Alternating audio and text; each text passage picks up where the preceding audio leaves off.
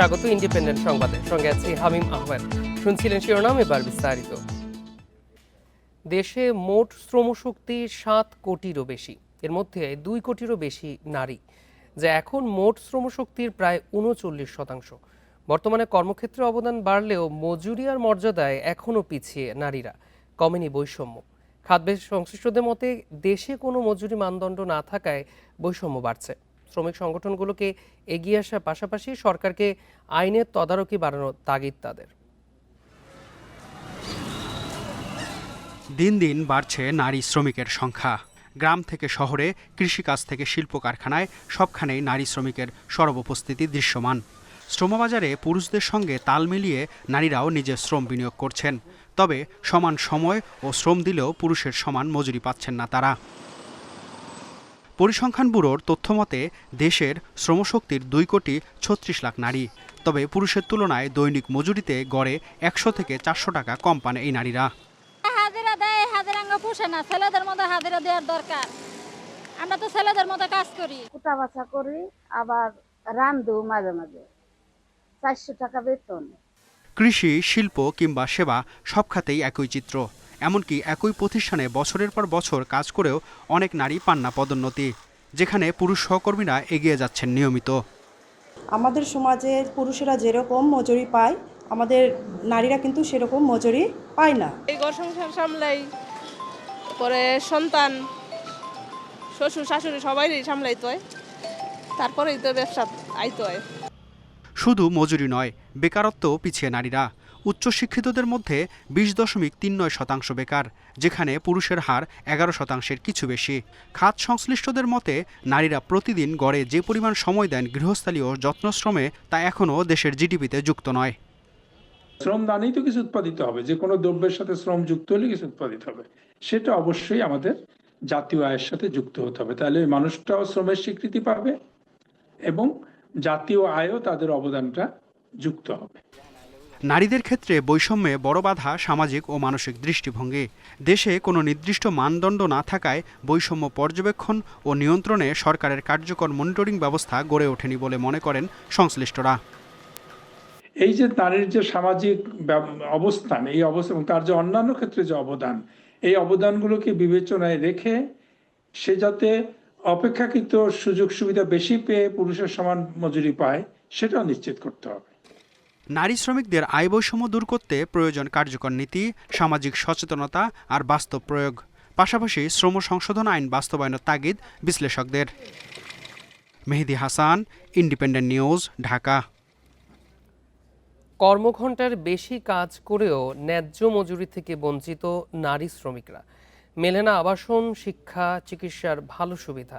দারিদ্র্য আর বঞ্চনার সাথে প্রতিনিয়ত লড়ছেন তারা। চায়ের রাজধানী হিসেবে অনেকের কাছেই পরিচিত মৌলভীবাজার। ছোট বড় বহু চা বাগানের শ্রমিক হিসেবে কাজ করেন প্রায় 1 লাখ মানুষ। তাদের মধ্যে 70%ই নারী। যে নারীদের অক্লান্ত পরিশ্রমে মৌলভীবাজারের বিশেষ পরিচিতি, তারাই পর্যাপ্ত সুযোগ সুবিধা পান না কর্মস্থলে। অর্থ সংকট, জরাজীর্ণ বাসস্থান, স্বাস্থ্যসেবার করুণ দশায় মানবেতর জীবন তাদের। 1200 টাকা দিয়ে কিচ্ছু হয় না, বাচ্চাগুলো পড়াইবা না ভাত খাইবার। চারের দাম তো 60-70 টাকা আছে চারের দাম। অনেক প্রেসার আমরা আছে।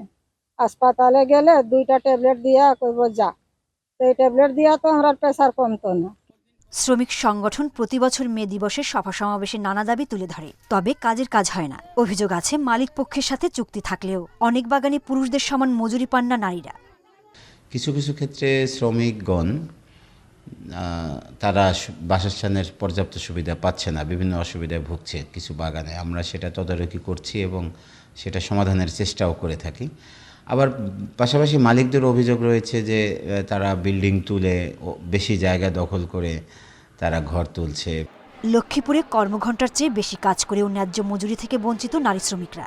ইট ভাটা থেকে শুরু করে বিভিন্ন সেক্টরেই কিন্তু নারীরা কাজ করে, সেই হিসাবে নারীদেরকে ওইভাবে আর্থিকভাবে মূল্যায়ন করা হচ্ছে না।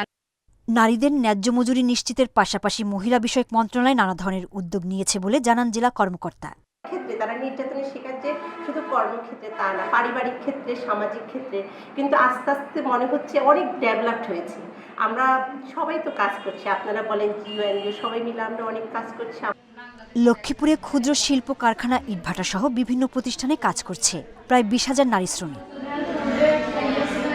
সোহেলি জাহান, ইন্ডিপেন্ডেন্ট নিউজ। কেরানি থেকে আয়া, জুতার দোকানি বা ওষুধ ব্যবসায়ী সবাই কলেজের প্রভাষক, তাও আবার সব বিশেষ বিষয়ের। এমন তুগলকি কাণ্ড ঘটেছে ময়মনসিংহের দুটি কলেজে। শুধু তাই নয়, ভুয়া সার্টিফিকেটে নিয়োগ পেয়েছেন শতাধিক শিক্ষক, পাচ্ছেন সরকারি বেতন ভাতাও। যারা শিক্ষার্থীদের নীতির আর নৈতিকতার শিক্ষা দেন, সেই শিক্ষকদের নিয়োগ হয়েছে জাল স্বর্ণদার অর্থের বিনিময়ে। এমনই ঘটনা ঘটেছে ময়মনসিংহের হালুয়াঘাটের বনপাড়া আদর্শ স্কুল অ্যান্ড কলেজে। ময়মনসিংহের অজপাড়া গাঁয়ের এই কলেজে পড়ানো হয় লঘু সঙ্গীত, সংস্কৃত, নাট্যকলা আর উচ্চাঙ্গ সঙ্গীতের মতো বিষয়। মানবিক, বিজ্ঞান ও বাণিজ্য শাখায় কাগজে কলমে শিক্ষার্থী থাকলেও কলেজে যান না প্রায় কেউই। তাদের জন্য নিয়োগ পাওয়া অর্ধশত শিক্ষকের বেশিরভাগই ভুয়া সনদধারী। যেমন ঔষধ বিক্রেতা শফিক কামাল মাদ্রাসায় পড়াশোনা করলেও লঘু সঙ্গীতের প্রভাষক, সাবেক কেরানি আজিজুল হক ব্যবসায়ী সংগঠনের প্রভাষক, পরিসংখ্যানের প্রভাষক আলমগীর আর বিউটিরানী সরকার সংস্কৃতির প্রভাষক। আমি আমার চাকরির জন্য এখানে একটা আবেদন করছি জাস্ট। যারা টাকা খাইছে তারা তো নাকে তেল দিয়ে ঘুমাচ্ছে। এটা সার্টিফিকেট কিন্তু দেওয়া হয়েছে, এটা তো আমার জানা না। এগুলো সবই কে করাইছে? ফেরদৌস স্যার। একই পরিস্থিতি তারাকান্দার অ্যান্ড ইসলামিয়া কলেজেও 25 জনের বেশি শিক্ষক জানেন না তারা কোন বিষয়ের প্রভাষক, অথচ বেতন নেন নিয়মিত।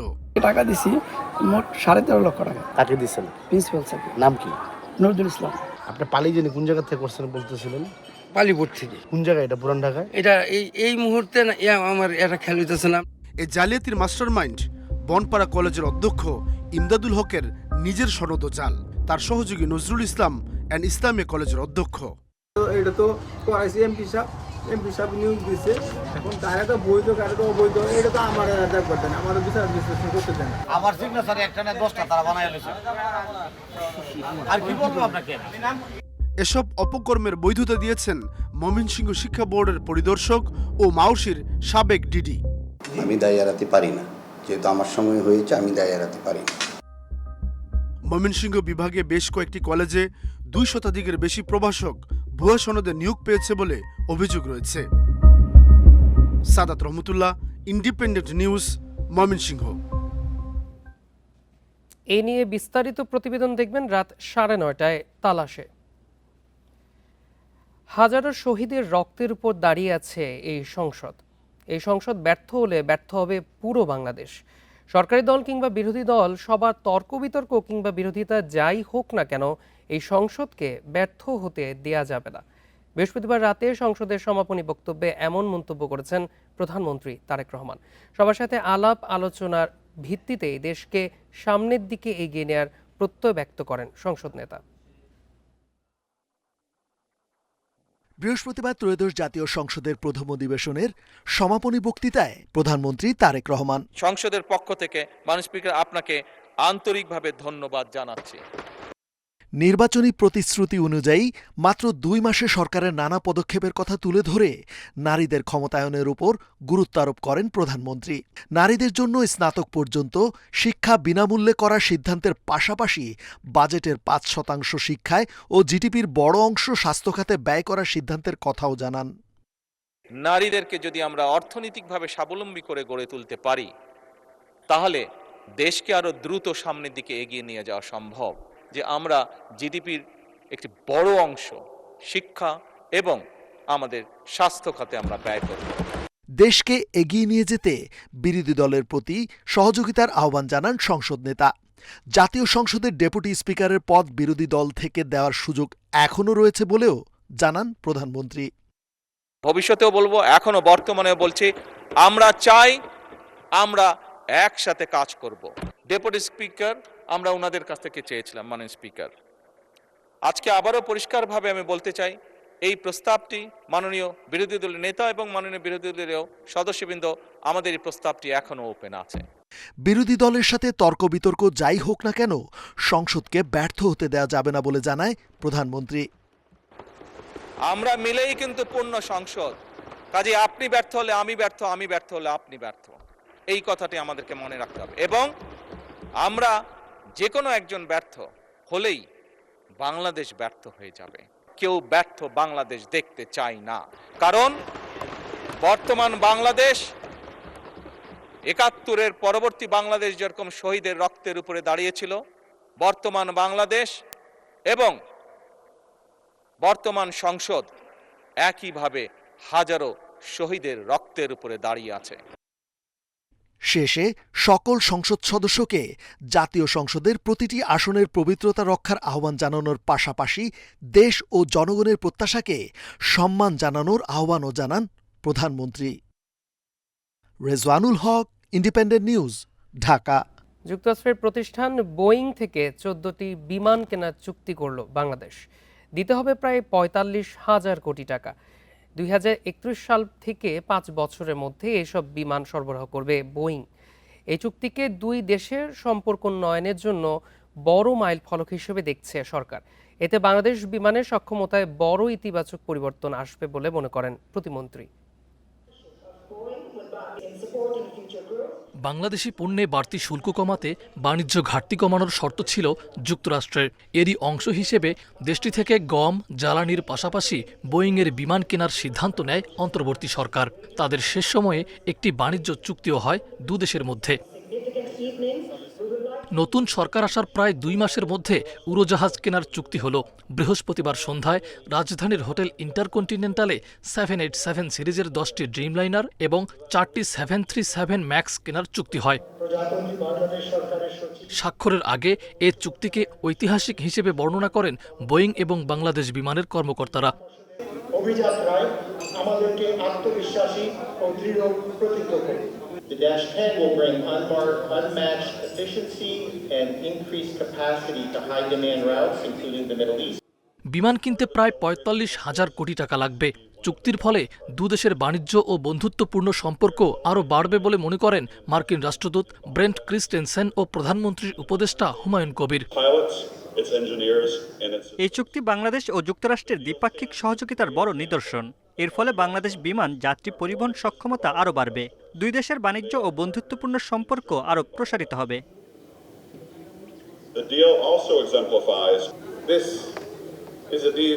এই চুক্তির কারণে বাংলাদেশের বাণিজ্য মধ্যপ্রাচ্য সহ পুরো এশিয়ায় আরও বিস্তৃত হবে। আন্তর্জাতিক রুটে যাত্রী সেবা আধুনিক ও সহজ হবে। দেশের বিমান ও পর্যটন খাতকে উন্নত করা সরকারের অন্যতম লক্ষ্য। বিমান ও পর্যটন প্রতিমন্ত্রী রাশিদুজ্জামান মিল্লাত বলেন, সরকারের এ পদক্ষেপে বাংলাদেশ বিমানের সেবা দেওয়ার সক্ষমতা বাড়বে। এটি শুধু বিমান কেনার চুক্তি নয়, দ্বিপাক্ষিক সম্পর্ককে উন্নত করবে এই চুক্তি। নতুন উড়োজাহাজ, বিমানের বহর আধুনিক, দূরপাল্লার রুট সম্প্রসারণ এবং আঞ্চলিক ফ্লাইট পরিচালনায় সক্ষমতা বাড়াবে উল্লেখযোগ্যভাবে। চুক্তি অনুযায়ী প্রথম উড়োজাহাজটি ২০৩১ সালের অক্টোবরে দেশে আসবে। সব বিমান সরবরাহ করা হবে ২০৩৫ সালের নভেম্বরের মধ্যে। মাহফুজার রহমান মিলন, ইন্ডিপেন্ডেন্ট নিউজ, ঢাকা। শনিবার সিলেট সফরে যাচ্ছেন প্রধানমন্ত্রী তারেক রহমান। সরকার গঠনের পর প্রথম এ সফর ঘিরে সেখানে উৎসবের আমেজ। এবারের সফরে মাজার জিয়ারত, উন্নয়ন প্রকল্প উদ্বোধন ও দলীয় সভা সহ নানা কর্মসূচিতে যোগ দেবেন তারেক রহমান। প্রধানমন্ত্রী সফর ঘিরে সিলেটে নিরাপত্তার জোরদার করা হয়েছে। প্রধানমন্ত্রী হওয়ার পর তারেক রহমানের প্রথম সফর ঘিরে উৎসবের সাজে সেজেছে সিলেট। বিভিন্ন স্থানে শুভেচ্ছা বার্তা সহ সিটি কর্পোরেশন ও সার্কিট হাউস এলাকায় চলছে ধোয়া মোছা ও সাজসজ্জা। শনিবার প্রথমে হজরত শাহজালালের মাজার জিয়ারত করবেন প্রধানমন্ত্রী। পরে জলাবদ্ধতা নিরসনে চাঁদনীঘাট এলাকায় মেগা প্রকল্পের ভিত্তিপ্রস্তর স্থাপন করবেন তিনি। এছাড়া কান্দিগাঁওয়ে বাসিয়া খাল খনন কর্মসূচি উদ্বোধন করবেন প্রধানমন্ত্রী। উদ্বোধন করবেন যুব ও ক্রীড়া মন্ত্রণালয়ের নতুন কুড়ি স্পোর্টস কর্মসূচির। অংশ নেবেন দলীয় সভাতেও। সিলেট শহরের মানুষ সত্যিকার অর্থে রিক্রিয়েশনের কোনো ব্যবস্থা নেই।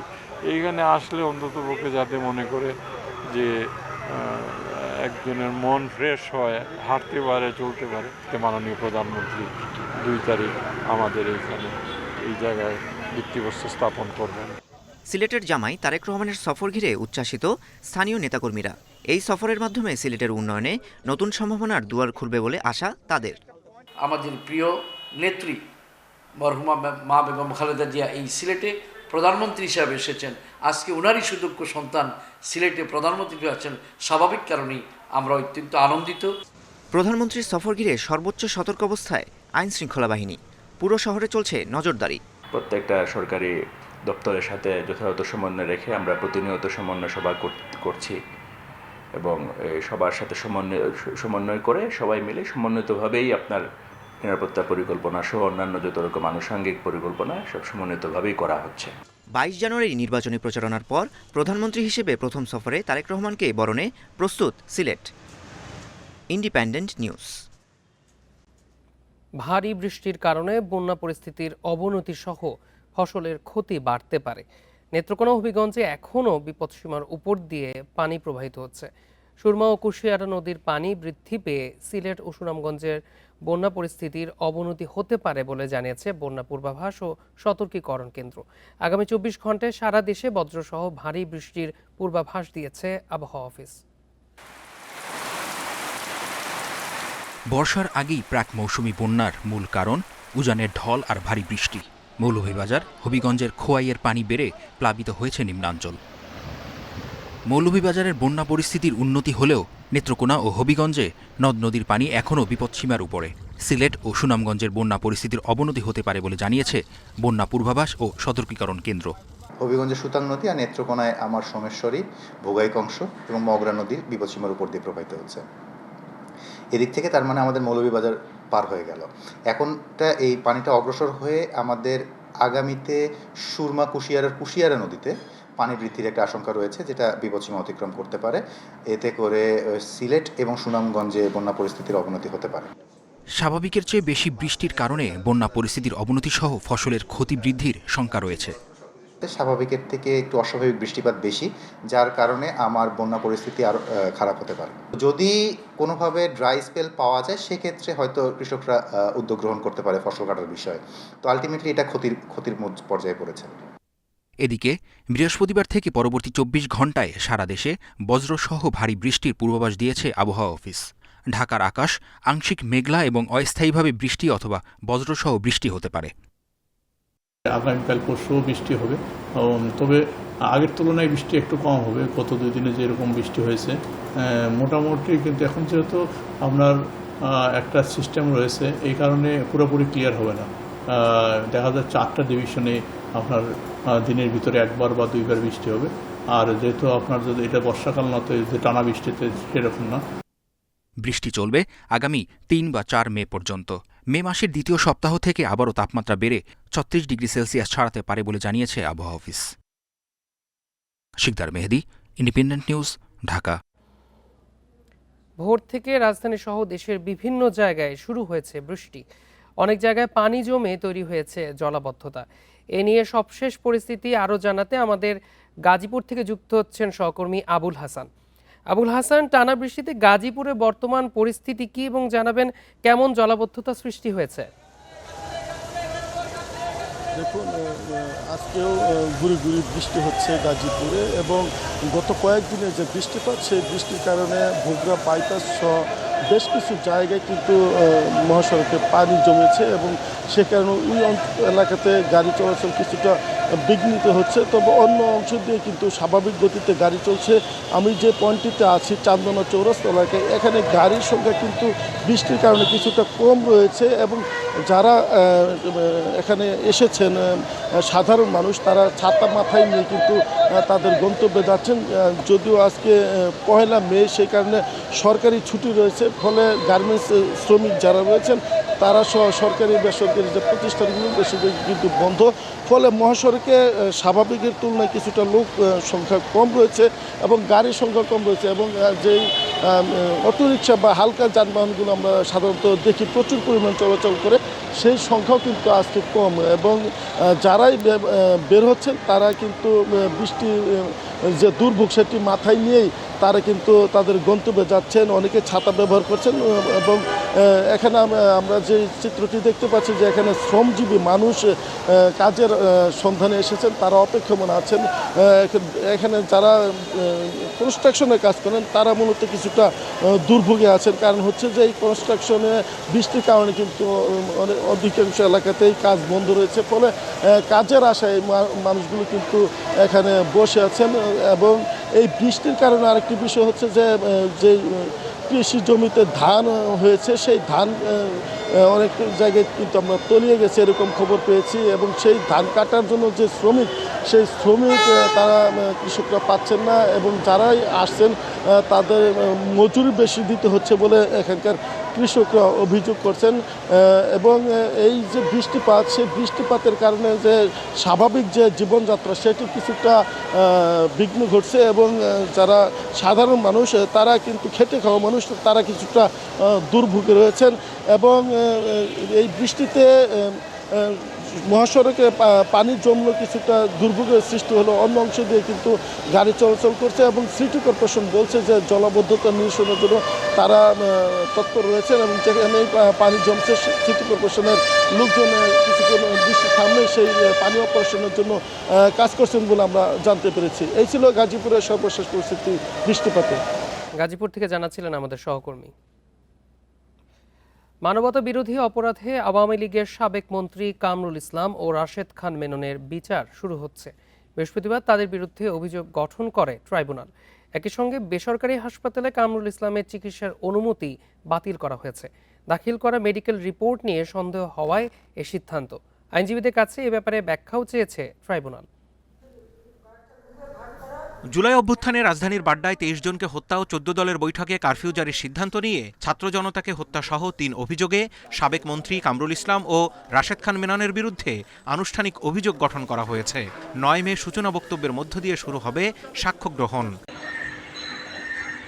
বৃহস্পতিবার ট্রাইব্যুনাল 1 এ আদেশ দেওয়ার সময় কামরুল ইসলামকে বেসরকারি হাসপাতালে চিকিৎসা নিতে দেয়া আগের আদেশ বাতিল করে। চিফ প্রসিকিউটর জানান, কয়েকদিন আগে বিএমইউ এর বদলে এভারকেয়ারে চিকিৎসা নেওয়ার জন্য আবেদন করেন সাবেক এই মন্ত্রী। তবে আবেদনের সাথে যুক্ত করা ব্যবস্থাপত্র নিয়ে সন্দেহ হওয়ায় আদেশ পুনর্বিবেচনার আবেদন করে রাষ্ট্রপক্ষ।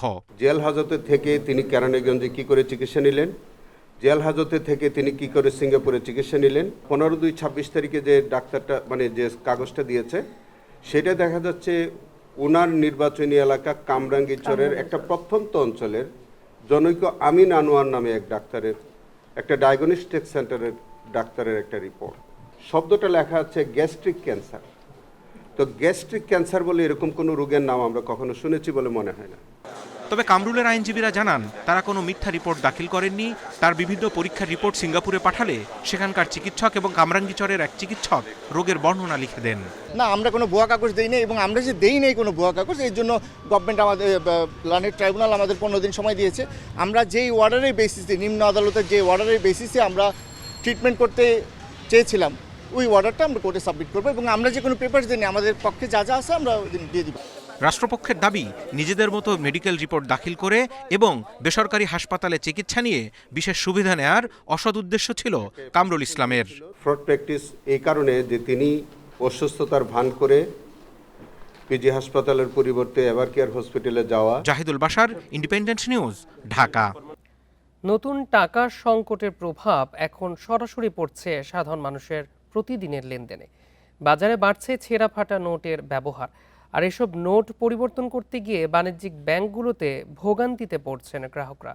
যদিও ব্যাংকাররা বলছেন নিয়ম মেনে দেয়া হচ্ছে সেবা, তবে নিয়ন্ত্রক সংস্থা বলছে কোনো ব্যাংক গ্রাহক হয়রানি করলে ব্যবস্থা নেওয়া হবে।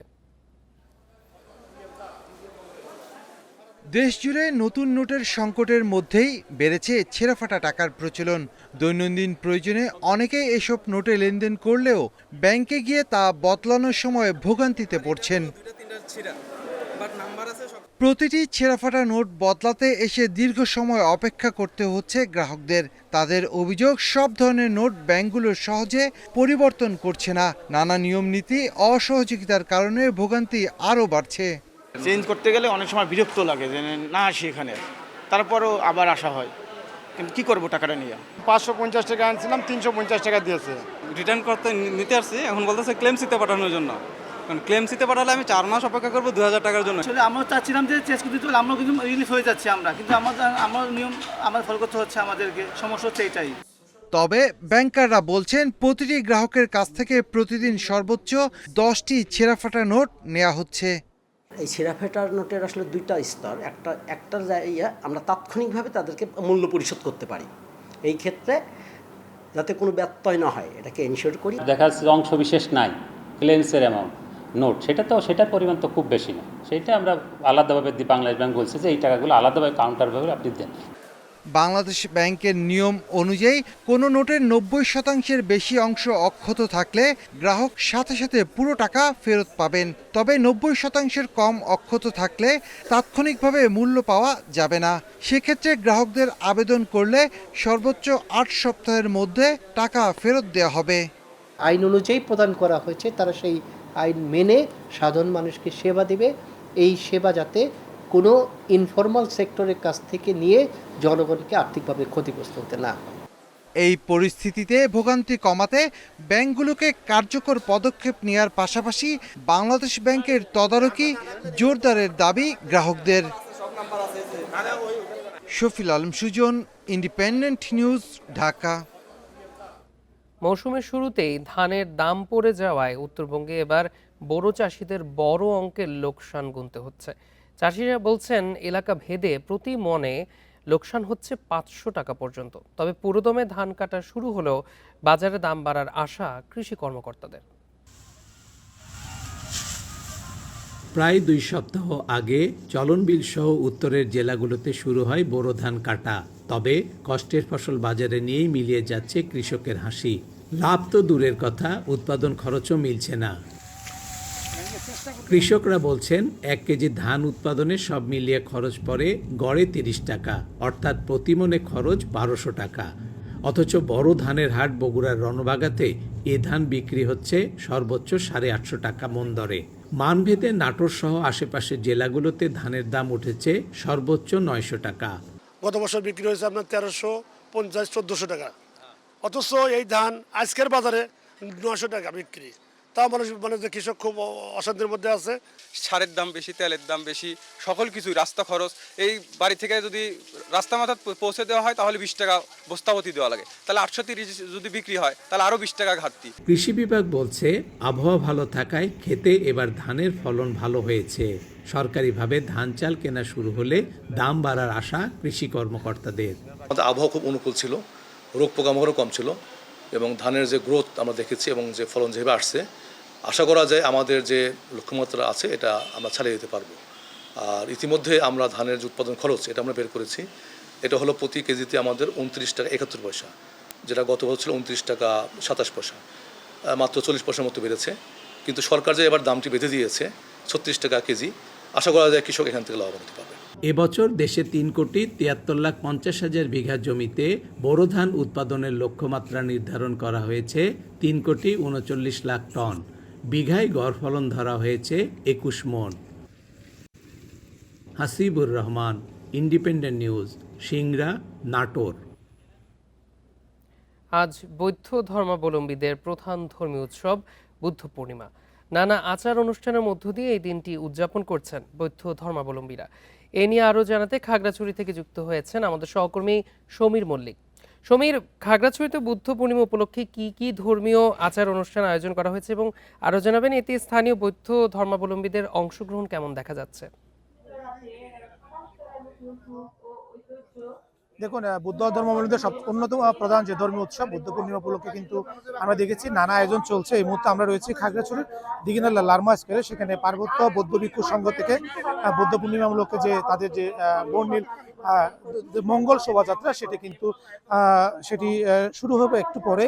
এবং আপনি জানেন আজকে এই দিনে কিন্তু গৌতম বুদ্ধ তিনি কিন্তু তার যে জন্ম, একই সাথে বৌদ্ধ জ্ঞান লাভ এবং তার যে মহান পরিনির্মাণ, অর্থাৎ 30 স্মৃতি বিজড়িত এই বৌদ্ধ পূর্ণিমা। এবং এই দিনটি কিন্তু উদযাপনে বা এটি ধর্মীয় নানা আনুষ্ঠানিকতা কিন্তু বৌদ্ধ ধর্মীয়রা পালন করছে। এবং তাদের যে সকাল থেকে তাদের এই মঙ্গল শোভাযাত্রা দিয়ে আজকে যে অনুষ্ঠানের সূচনা সেটি হচ্ছে।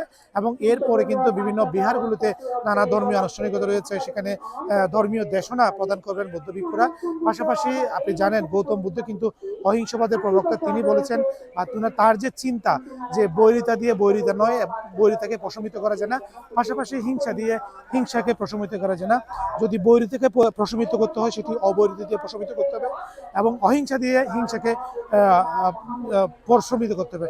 গৌতম বুদ্ধর এই বাণী কিন্তু সারা বিশ্বে কিন্তু ছড়িয়ে গেছে অহিংস বাণী, এবং একই পাশাপাশি তিনি সাম্য মৈত্রী যে অহিংসার বাণী দিয়েছেন সেটি কিন্তু ছড়িয়ে দেওয়ার জন্য কিন্তু বৌদ্ধ ধর্মাবলম্বীরা বিভিন্ন আয়োজন করেছে। এবং আমরা আজকে দেখছি যে এই র্যালিতে তাদের একেবারে সকাল থেকে এখানে বৌদ্ধ ধর্মের আয়োজনে অংশ নিয়েছে। এবং এরপরে কিছুক্ষণ পরে কিন্তু বিভিন্ন বিহারগুলিতে আয়োজনগুলো হবে, সেখানে অষ্ট পরিষ্কার দান, মঙ্গলসূত্র পাঠ সহ যে নানা যে ধর্মীয় যে আনুষ্ঠানিকতাগুলো রয়েছে সেগুলো কিন্তু করা হবে। এবং এই বুদ্ধ পূর্ণিমা উদযাপনের জন্য আমরা দেখেছি খাগড়াছড়িতে অন্তত প্রায় 700 বৌদ্ধ বিহারের নানা আনুষ্ঠানিকতা রয়েছে। সকাল থেকে এই আনুষ্ঠানিকতা একেবারে বিকেল পর্যন্ত চলবে। আজকে খাগড়াছড়ি জেলা জুড়ে কিন্তু নানা আনুষ্ঠানিকতা রয়েছে এবং বিকেলে বিহারে যে হাজার প্রদীপ প্রজ্বলন, ফানুস পুরানো সহ বিভিন্ন যে আনুষ্ঠানিকতা সেই আনুষ্ঠানিকতা রয়েছে। এই দিনটি আসলে বুদ্ধ পূর্ণিমার পাশাপাশি বৈশাখী পূর্ণিমা নামেও পরিচিত। এবং এই বুদ্ধ পূর্ণিমাকে অংশ নিতে বিভিন্ন বিহারগুলোতে আমরা দেখেছি সকাল থেকে বৌদ্ধ যে পুণ্যার্থীরা রয়েছে তারা সমবেত হয়েছে এবং তারা র্যালি সহ যে ধর্মীয় যে নানা আনুষ্ঠানিকতা রয়েছে সেগুলোতে অংশ নিচ্ছে। পাশাপাশি এবং আজকে দিনব্যাপী খাগড়াছড়ির বিভিন্ন বিহারগুলোতে নানা আয়োজন রয়েছে। এই ছিল মূলত খাগড়াছড়ি থেকে বৌদ্ধ পূর্ণিমা নিয়ে আমার কাছে থাকা সবশেষ। খাগড়াছড়ি থেকে জানাচ্ছিলেন আমাদের সহকর্মী। মধ্যপ্রাচ্যের অস্থিরতাকে কাজে লাগিয়ে অনেকটা চাপ সৃষ্টি করে সয়াবিন তেলের দাম বাড়িয়ে নিয়েছে বিক্রেতারা, আর দাম বাড়ানোর বিরূপ প্রভাব পড়েছে ভোক্তাদের ওপর। তাদের অভিযোগ, এমনিতেই বেশিরভাগ ভোগ্যপণ্যের দাম চড়া, তার উপর তেলের দাম বেড়ে যাওয়ায় হিমশিম খেতে হচ্ছে সংসার চালাতে গিয়ে। এদিকে অল্প হলেও নতুন দামে তেল আসতে শুরু করেছে বাজারে। মূলত মধ্যপ্রাচ্যের অস্থিরতার পর থেকে বাজারে ভোজ্য তেলের সরবরাহ সংকট শুরু হয়। বোতলজাত তেলের সংকট হয় বেশি, এর সুযোগ নেয় বিক্রেতারা। দাম বাড়াতে সরকারের সঙ্গে কয়েকবার বৈঠক করে বিপণন প্রতিষ্ঠানগুলো। সবশেষ বুধবার বোতলের সয়াবিন তেলের দাম বাড়ে প্রতি লিটারে 4 টাকা। বোতলজাত সয়াবিন তেলের নতুন দাম নির্ধারণ করা হয় 199 টাকা লিটার, আর 5 লিটারের বোতল 975 টাকা। দাম বৃদ্ধির পর থেকে বাজারে সরবরাহ বাড়তে শুরু করেছে। ব্যবসায়ীরা বলছেন নতুন দামের তেলের বোতল দ্রুতই বাজারে আসবে, তবে পুরাতন তেলের বোতল আগের দামে বিক্রি হচ্ছে বলে দাবি তাদের। সরবরাহ আজকে একটু ভালো, কালকে পরশুদিন থেকে আজকে ভালো। আমরা এখন আগের রেটে তেল বেচতেছি 1 লিটার 195, 2 লিটার 390, 5 লিটার 955। ভোজ্য তেলের দাম বাড়ায় ক্ষোভ জানিয়েছেন ভোক্তারা। অভিযোগ, বাজার নিয়ন্ত্রণে সরকারি কোনো সংস্থা নজরদারি নেই। মধ্যবিত্ত আমাদের তো সমস্যা হবে, এখন তেল না হলেও তো বাড়তি দিয়েই কিনতে হবে, এছাড়া তো আর সরকার তো কোনো কিছু এখনো নিয়ন্ত্রণ আসতেছে না। তদারকি তো থাকলে তো এরকম হতো না, তদারকি তো নাই। আপনি দেখতে পাচ্ছেন, আপনারা তো মার্কেটে ঘুরছেন, কোথাও আছে মনিটরিং এর লোক? কোথাও নাই। এমন পরিস্থিতিতে ভোক্তাদের স্বার্থে সামগ্রিক পণ্যের বাজারে কার্যকর তদারকির তাগিদ ক্যাবের। দাম বাড়ানোর জন্য আপনার পায়তারা করে সাপ্লাই চেনটা কমিয়ে দিয়ে রাষ্ট্রকে জিম্মি করে এই যে দাম বাড়ানোর এই যে প্রক্রিয়া আমরা কয়েকবার থেকে দেখছি, এই জায়গাটায় তাদের বিরুদ্ধে কোনো ব্যবস্থা নেওয়া আমরা দেখছি। দেশে বছরে ভোজ্য তেলের চাহিদা প্রায় 30 লাখ টন। এর পুরোটাই নিয়ন্ত্রণ করে হাতে গোনা 6টি company. Shahid Ahmed, independent News, Dhaka. এই ছিল এখনকার সংবাদ। এতক্ষণ সঙ্গে থাকার জন্য ধন্যবাদ।